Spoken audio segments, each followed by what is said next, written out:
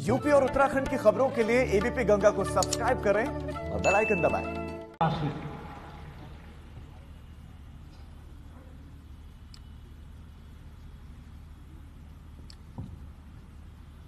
महाराणा प्रताप शिक्षा परिषद के संस्थापक सप्ताह समारोह के आज के इस उद्घाटन कार्यक्रम के साथ ही शिक्षा परिषद के इस नवीन मंच के लोकार्पण और मूर्तियों के भी लोकार्पण कार्यक्रम के मुख्य अतिथि देश के पहले चीफ ऑफ डिफेंस स्टाफ आज के समारोह के मुख्य अतिथि जनरल बिपिन रावत जी, समारोह के विशिष्ट अतिथि उत्तर प्रदेश सरकार में उप मुख्यमंत्री उच्च शिक्षा, माध्यमिक शिक्षा, आईटी, विज्ञान और प्रौद्योगिकी विभाग के मंत्री के रूप में भी कुशलतापूर्वक अपने उत्तरदायित्वों का निर्वहन कर रहे मेरे वरिष्ठ सहयोगी डॉक्टर दिनेश शर्मा जी, महाराणा प्रताप शिक्षा परिषद के अध्यक्ष पूर्व कुलपति प्रोफेसर उदय प्रताप सिंह जी, गोरखपुर विश्वविद्यालय के कुलपति प्रोफेसर राजेश सिंह जी, मदन मोहन मालवीय प्रौद्योगिकी विश्वविद्यालय के कुलपति प्रोफेसर जेपी पांडे जी,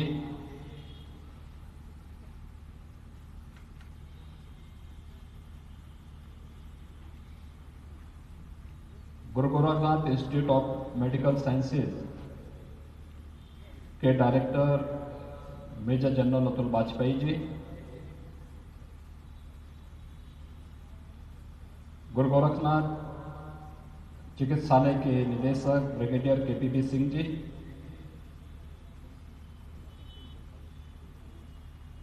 आज के समारोह में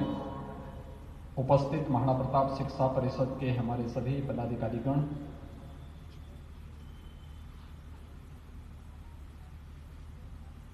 माननीय जनप्रतिनिधिगण, माननीय सांसद, माननीय विधायकगण, माननीय महापौर, अन्य सम्मानित अतिथिगण, शिक्षा परिषद के सभी प्राचार्य, प्रधानाचार्य और आचार्यगण और प्यारे बच्चों, मैं सबसे पहले आज के समारोह के मुख्य अतिथि chief of defence staff general Bipin Rawat ji का और समारोह के विशिष्ट अतिथि डॉक्टर दिनेश शर्मा जी का महाराणा प्रताप शिक्षा परिषद के इस कार्यक्रम में हृदय से अभिनंदन करता हूं और एक नवीन मंच आप सबको अपने कार्यक्रमों के लिए उपलब्ध हो रहा है। इन अतिथियों ने इस कार्यक्रम में सहभागिता की, मैं इसके लिए महाराणा प्रताप शिक्षा परिषद और उनसे जुड़ी हुई सभी संस्थाओं को हृदय से बधाई भी देता हूं, अपनी शुभकामनाएं भी देता हूं।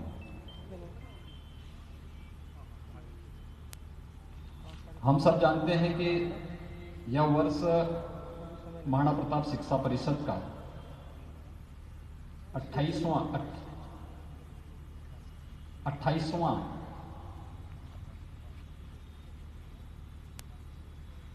संस्थापक सप्ताह समारोह का है।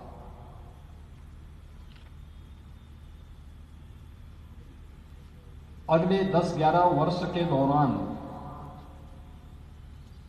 सभी संस्थाओं के सामने एक नई चुनौती होगी और वह होगी जब 2031-32 में महाराणा प्रताप शिक्षा परिषद अपनी स्थापना का शताब्दी वर्ष मना रहा होगा।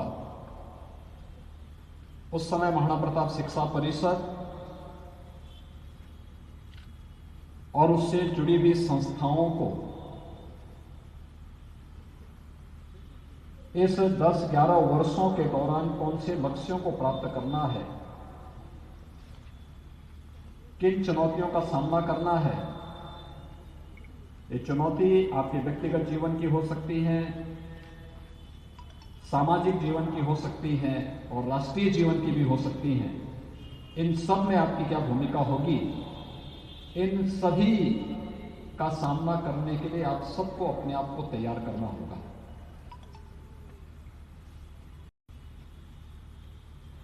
आज का ये अवसर हमारे लिए इसलिए महत्वपूर्ण है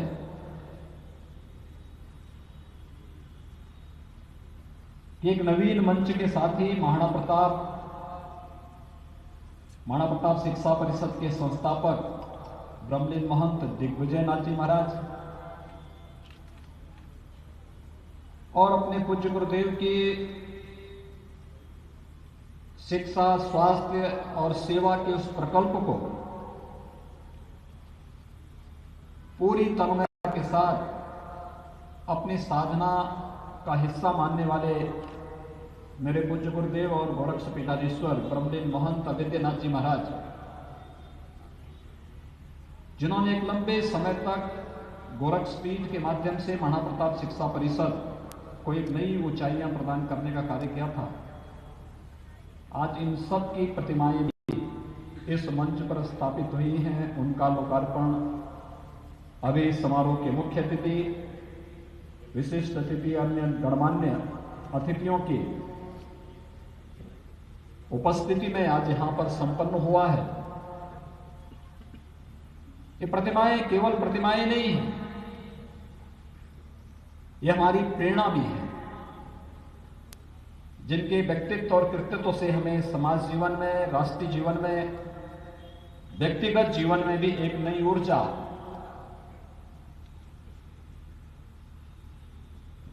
एक नई प्रेरणा प्राप्त होती है और उन सभी को आदर्श मान करके हम भी आगे बढ़ सकें, इसी बात को लेकर के ये कार्यक्रम प्रतिवर्ष महाराणा प्रताप शिक्षा परिषद मनाता है। हमें याद रखना होगा कि कोई व्यक्ति बड़ा अचानक नहीं होता है, एक दिन में नहीं होता है। इसके लिए उन्हें प्रयास करना होता है, इसके लिए उन्हें कोई अपने आदर्श सामने रखने पड़ते हैं, अपने आप को सकारात्मक ऊर्जा से भरपूर करना पड़ता है। नकारात्मकता जीवन की किसी समस्या का समाधान नहीं हो सकता। और याद रखना, नकारात्मक व्यक्ति कभी भी जीवन के उच्च शिखर पर नहीं पहुंच सकता। जीवन में सफलता का राज आज के जो मुख्य अतिथि ने आपको बताया कि व्यक्ति सकारात्मक ऊर्जा से भरपूर हो और साथ साथ एक टीम वर्क करने का, एक साथ सबको साथ लेकर के चलने का एक भाव उसके मन में हो, तो जीवन में सफलता अवश्य प्राप्त होती है। कल मैं रात्रि को जनरल साहब के साथ चर्चा कर रहा था और मैंने उनसे इस बारे में कहा, मैंने कहा जनरल साहब मुझे एक बात बताएं,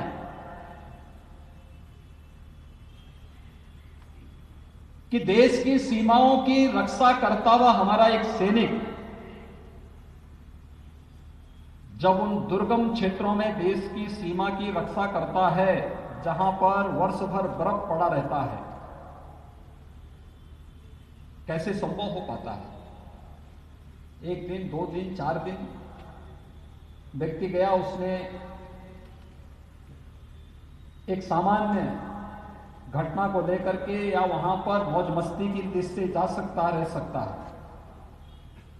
लेकिन निरंतर दिन रात देश की सीमाओं की रक्षा करते हुए कैसे संभव हो पाता है? तो उन्होंने कहा नहीं, ये तो आसान कार्य है, और सैनिकों को तो वहां पर निरंतर एक नई ऊर्जा, एक नई ऊष्मा मिलती है। बर्फ है इसीलिए वो वहां रह नहीं पा रहा है, क्योंकि उसको जूझना है और जूझते हुए उसको अपने अनुकूल बनाना है। जब वह उस बर्फबारी को अपने अनुकूल बनाता है तो ही वह दुश्मन की छाती को बेधने की क्षमता रखता है। और तब उन्होंने दिनकर की ये पंक्तियां उस समय कही कि बड़ा होने के लिए व्यक्ति को निरंतर परिश्रम करना पड़ेगा। और परिश्रम का रास्ता कहां से शुरू होता है? जो महाकवि दिनकर ने कहा था कि वसुधा का नेता कौन हुआ, भूखंड विजेता कौन हुआ, अतुलित यश क्रेता कौन हुआ, और नवधर्म प्रणेता कौन हुआ, जिसने न कभी आराम किया, विघ्नों में रहकर काम किया। यानी विघ्न बाधाओं को चुनौती मानते हुए उसका डटकर के मुकाबला करने वाला व्यक्ति ही जीवन में आगे बढ़ सकता है। और मुझे लगता है इसका उदाहरण इस सदी के कोरोना कालखंड में भी जिस रूप में इस देश का प्रत्येक नागरिक देश के प्रधानमंत्री मोदी जी के नेतृत्व में पूरी मजबूती के साथ इस महामारी से जूझता हुआ, लड़ता हुआ आगे बढ़ रहा है, यह किसी भी आपदा से लड़ने की एक नई शक्ति, एक नई ऊर्जा इस देशवासियों को प्राप्त करता है, प्रदान करता है। हम सबको इस बारे में ध्यान रखना होगा कि कोविड-19 ने हमारे सामने चुनौती जरूर प्रस्तुत की, लेकिन अवसर भी दिए। वे अवसर किस रूप में? हर एक नागरिक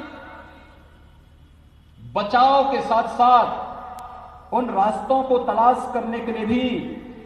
चाहे वह मजबूरी में ही सही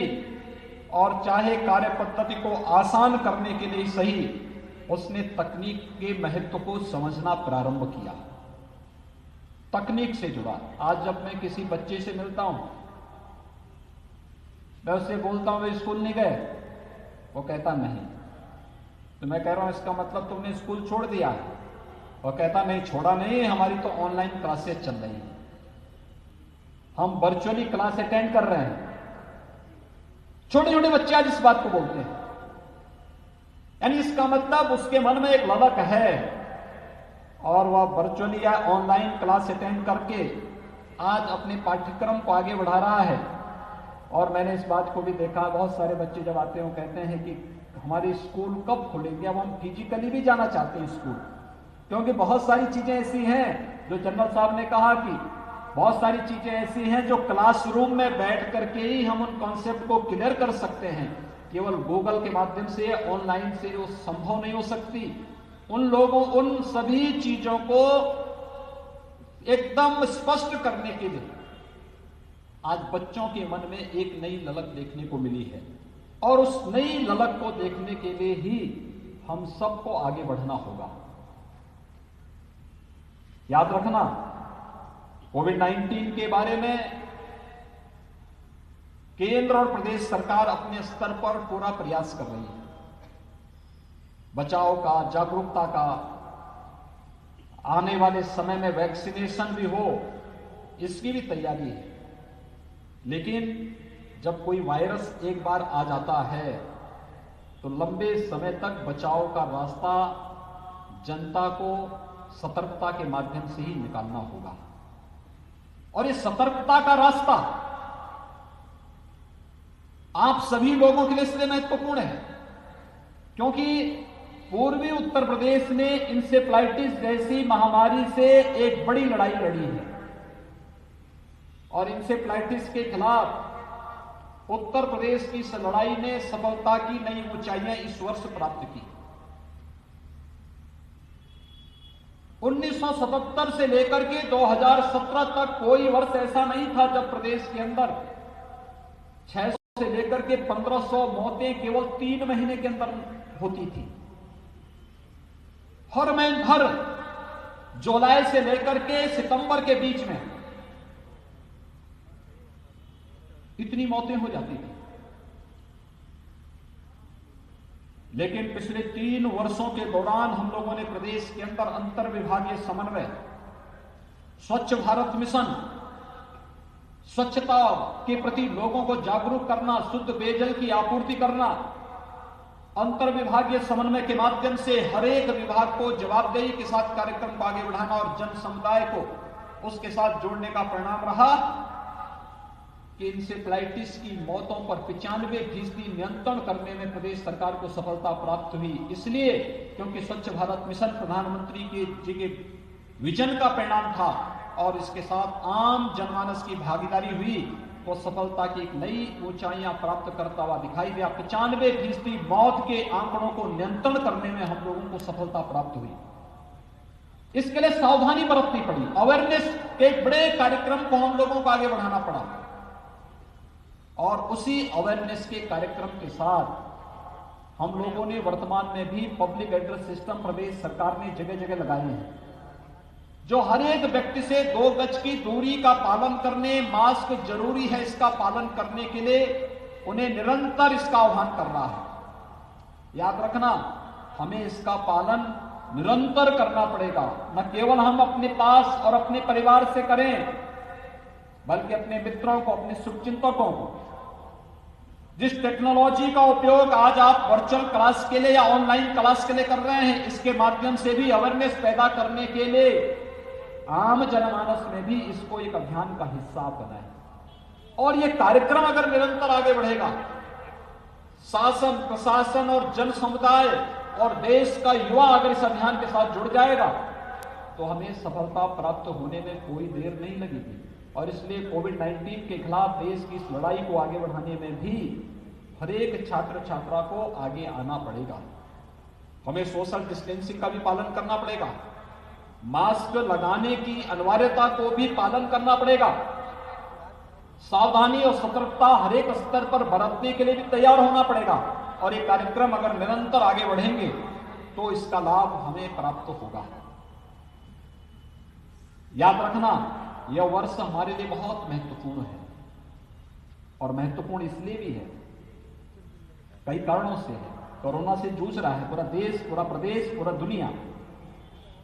लेकिन सफलतापूर्वक भारत इस लड़ाई को लड़ रहा है,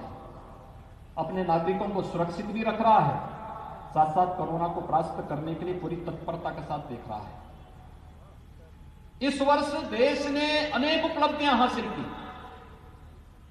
हमारी रक्षा सेनाएं देश की सीमाओं की रक्षा पूरी मजबूती के साथ कर रही है। कहीं भी देश के अंदर कहीं भी कोई कमजोरी न देखने को मिले, पग पग पर भारत की रक्षा सेनाएं जिस मजबूती के साथ भारत के गौरव को आगे बढ़ाने का कार्य कर रहा है वो अभिनंदनीय है। और उस अभिनंदनीय कार्यक्रम के साथ इस देश ने इस वर्ष अनेक अन्य उपलब्धियां हासिल की। आज जब हम इस मंच के माध्यम से ब्रह्मलीन महंत दिग्विजय नाथ जी महाराज का और ब्रह्मलीन महंत अवैधनाथ जी महाराज की प्रतिमाओं को यहां पर स्थापित किए हैं, एक नवीन मंच महाराणा प्रताप का शिक्षा परिषद को यहां पर प्राप्त हुआ है। इस अवसर पर याद रखना, अयोध्या में श्री राम जन्मभूमि पे भव्य राम मंदिर निर्माण का कार्यक्रम भी इस वर्ष प्रधानमंत्री जी के कर कमलों से प्रारंभ हुआ है। और ये सपना ब्रह्मलीन महंत दिग्विजय नाथ जी महाराज का था, ये सपना ब्रह्मलीन महंत अवैधनाथ जी महाराज का था, ये सपना देश के पूज्य संतों का था और ये सपना भारत की जनता का था, जिस सपने को साकार किया है लगभग 500 वर्षों के बाद देश के यशस्वी प्रधानमंत्री से नरेंद्र मोदी जी ने। यह भारत के सांस्कृतिक विजय को आगे बढ़ाने का एक क्रम है, तो साथ ही साथ इस देश को एक लंबे समय के बाद, लगभग 34 वर्ष के बाद एक नई शिक्षा नीति, राष्ट्रीय शिक्षा नीति के रूप में आपको एक नई शिक्षा नीति भी मिली। राष्ट्रीय शिक्षा नीति केवल ज्ञान को, सैद्धांतिक पक्ष को ही ध्यान में रख करके नहीं बनाई गई है, बल्कि जीवन के ज्ञान में, ज्ञान का व्यावहारिक जीवन में क्या महत्व हो सकता है, इस व्यावहारिकता को भी ध्यान में रख करके राष्ट्रीय शिक्षा नीति का गठन किया गया है। और राष्ट्रीय शिक्षा नीति के लिए मैं चाहूंगा, महाराणा प्रताप शिक्षा परिषद से जुड़ी हुई जितने भी लगभग 45-46 संस्थाएं महाराणा प्रताप शिक्षा परिषद के अंतर्गत संचालित होती हैं, और मैं चाहूंगा कि शिक्षा परिषद के अंदर भी अलग अलग संस्थाओं के शिक्षकों की भी एक समिति गठित करके राष्ट्रीय शिक्षा नीति से जुड़े हुए कौन से ऐसे पहलू हैं जिसे शिक्षा परिषद को, यद्यपि पूरी नीति